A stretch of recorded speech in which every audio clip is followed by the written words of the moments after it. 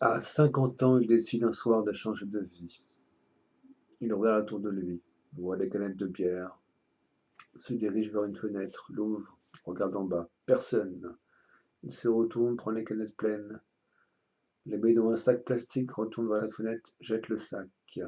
Il entend un voisin pousser un cri. Non, mais vous croyez où? Vous avez failli me tuer. Je vais porter plainte pour tentative d'homicide involontaire. Alcoolo! On ne veut pas de vous ici. Il se demande s'il doit répondre. Quoi dire? Comment se justifier? Ne rien dire, on verra après. Quelques jours plus tard, il reçoit une lettre du commissariat, une convocation. Depuis 3 jours, aucune goutte d'alcool. Le ménage fait, il mange régulièrement. Il avait oublié cette histoire de sac jeté par une fenêtre. Au commissariat, on lui fait comprendre, après qu'il reconnaisse les faits, qu'il recevra une convocation au tribunal. Les faits qu'on lui reproche pourront conduire à une peine de prison. L'agent lui a fait peur. On verra derrière les barreaux. On ne verra pas derrière les barreaux un type qui jette juste un sac par une fenêtre. Cela ne l'affecte pas particulièrement. Il se sent mal, une envie de boire une bière, une angoisse passagère. Vite, fumer une cigarette, oublier, ne plus y penser. L'envie ne passe pas. Faire une exception. Quelques instants plus tard, le voilà à la caisse du supermarché du coin. Ne pas s'en vouloir. Éviter de culpabiliser. Une fois chez lui, il ouvre une canette de bière. Quel plaisir, d'un coup il se sent mieux. Il pense à cette décision de changer son style de vie. Quoi changer exactement? Tout quoi? Et puis après, quoi faire? Déménager, changer d'air? Où aller? Comment faire? Il regarde autour de lui. Un studio rangé, rien qui traîne, tout à sa place. La veille, une connaissance lui a demandé si elle pouvait passer le voir. Il a dit non, pas en ce moment. J'essaie un truc. Quel truc lui a demandé l'autre. Je fais une expérience, a-t-il répondu. Quel genre d'expérience lui a demandé l'autre. Une expérience pas évidente, a-t-il répondu, ajoutant je ne peux pas trop en parler à l'heure actuelle, il va falloir attendre un peu, voir ce qui se passera. L'autre n'a pas insisté. Quel lien entre ces deux-là? Une longue amitié. Une relation récente? Quelle place lui accordait-il avant cette décision de changement? Il se sent mieux, délivré, mais les choses iront bien, se dit-il en s'ouvrant une seconde canette. Pourquoi s'inquiéter? Tout suivra son chemin, il suffira juste de montrer un peu de patience. Coup de téléphone, répondre, ne pas répondre, il choisit de répondre. Allô? L'autre lui demande s'il peut passer. Quoi dire? Cela lui ferait plaisir de voir quelqu'un. Réponse affirmative. Sur la table devant lui, un paquet de tabac, un livre de philosophie. Lire de la philosophie. Cela lui apportera quoi au juste? Il ne sait pas. Il n'en a jamais lu. Il a acheté ce livre dans une librairie d'occasion. Il a demandé au vendeur s'il avait un truc pour penser. L'autre l'a regardé un instant, puis il l'a invité à le suivre et a choisi un livre dans un bac. Lui n'a pas regardé le titre du livre, aucune importance. De retour chez lui, il a lu quelques pages. Pas évident de lire cette philosophie, de quoi ça parle. Il a consulté un site sur le net pour savoir ce qu'on y disait sur ce philosophe. L'autre lui refilait un truc dur, presque indigeste. Kant, critique de la raison pure. Lecture quasi impossible. Pas le bon truc assurément. Il envisage de retourner dans cette librairie d'occasion, à 2 pas de chez lui. Il ramènera le bouquin et en demandera un autre, plus facile à lire. Là, pas la peine d'insister. Il ne saura probablement jamais de quoi ça parle. Et après, quelle importance.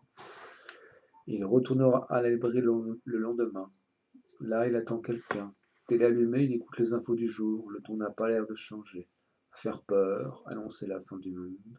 Et en même temps dire tout va bien, on s'occupe de vous. Ne vous inquiétez pas, nous veillons au gras. Qui pour veiller au gras? Le gouvernement pardi, nos élus à nous, ceux pour qui nous avons voté. Lui, il n'a pas voté, jamais. Il suit cette actualité, cela le distrait, il n'a rien à faire de la journée. Quoi faire du reste? Une fois l'autre arrivé, il se lance dans une conversation sur la philosophie. L'autre a une licence de philosophie. Il lui explique la critique de la raison pure. Comment un jugement synthétique a priori figure-t-il possible? La grande question kantienne. Un jugement synthétique a priori. De quoi s'agit-il? L'autre lui explique une bière en main qu'on n'a pas accès directement à tout le réel. Aussi, il nous faut présupposer une chose en soi à laquelle on n'aura pas accès. Une sorte de synthèse du raisonnement. Il lui dit, tu vois, ce style d'écriture, ça passe pas bien chez moi. Je trouve ça trop aride. J'ai pas la prétention à tout comprendre, je veux juste cogiter un peu, tu vois. L'autre lui explique l'importance de la critique dans l'histoire de la philosophie.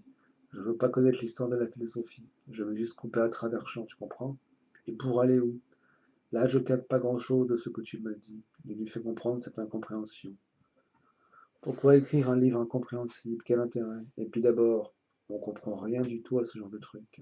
Ça intéressera qui de savoir comment ce jugement dit synthétique et a priori se trouvera possible. Ajoute-t-il, dis-moi toi, tu peux me dire où toi et moi on se placera là-dedans? L'autre le regarde, air fatigué, trait du visage tiré, à demi voûté, habillé en survêtement, mal rasé. Il lui dit qu'il s'agira plutôt de comprendre l'enjeu de cette critique. Et pourquoi tu n'écris pas un livre, toi, qui connais Kant? Que puis-je savoir? Que dois-je savoir? Que puis-je espérer? L'homme, de quoi il s'agit? Je vais aller loin avec tout ça en tête. Il pissait pendant qu'un autre s'envoyait une seconde canette de bière. Ajoutant, bordel, à quoi je joue à lire? Des trucs impossibles. Ses toilettes propres, il avait tout bien nettoyé. Nickel, on se retrouverait à l'hôtel. Il se disait ça en regagnant la pièce centrale du studio. Que puis-je espérer? M'améliorer, pardon. Caper le coin et le retour du Kant. Je peux espérer comprendre Kant. Je peux savoir que je capte rien à ce charabia pour l'instant. Devoir. Je me trouve pas en classe. J'ai pas de devoir à rendre. L'autre assis sur une chaise en piteux état. Plus de dossier. Il lui fallait du coup se pencher davantage, se voûter encore plus. Du coup, il avait l'air d'une sorte d'épouvantail. Tiens, tu veux que je te dise, lui dit l'autre, t'as l'air d'un épouvantail. Je reçois un épouvantail dans mon salon-chambre-cuisine. Bon, l'épouvantail, t'as tout lu vraiment du Kant? Réponse. On a lu des extraits, étudié certains passages. Ah, t'as pas tout lu? Non, bah pourquoi? Inutile, inutile. Ça sert à rien. En fac, on va au plus pressé, on abrège en quelque sorte. Les profs connaissent l'œuvre, du coup, on gagne du temps. Ah bah alors, faut que j'aille à la fac? T'as ton bac? Non, pourquoi? Faut un bac pour aller à l'université. Je vais pas passer un bac à mon âge. Alors tu pourras pas t'inscrire à la fac. Tant pis, tu vas m'apprendre. Moi? Pourquoi? Tu ne sens pas l'attaque? J'ai juste une licence. Une licence, ça suffit. Oui, ça me suffira, moi. Tu veux apprendre quoi? La critique de la raison pure. Lis des passages, essaie d'y réfléchir.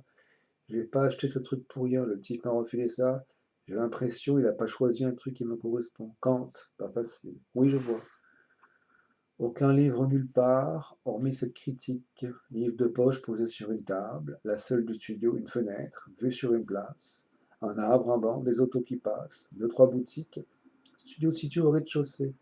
Studio plongé dans l'ombre, quasi toute la journée. Un voisinage vous abonne absent.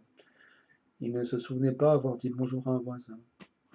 Quand il en croisait un, il ne pensait même pas à le lui adresser ce bonjour. Il vivait cette existence à sa manière, sans but, loin de tout, au chômage. Il avait quitté son poste quelques mois plus tôt, cariste. Il gagnait correctement sa vie. L'agence d'intérim lui avait notifié fin de mission. Il pensait avoir une nouvelle mission. Or, du temps passait. Rien. Obligation de s'inscrire à Pôle emploi, de percevoir ce chômage. Il retrouverait vite du boulot. Il ferait une pause jusqu'à la fin du chômage. Un peu avant. Il recherchera un poste. En attendant, ne pas s'en faire. Sa petite, à présent grande fille d'une vingtaine d'années, n'avait plus besoin de lui, son ex-femme non plus. Ces trois s'entendaient, de temps à autre, l'une passait, rarement les deux ensemble.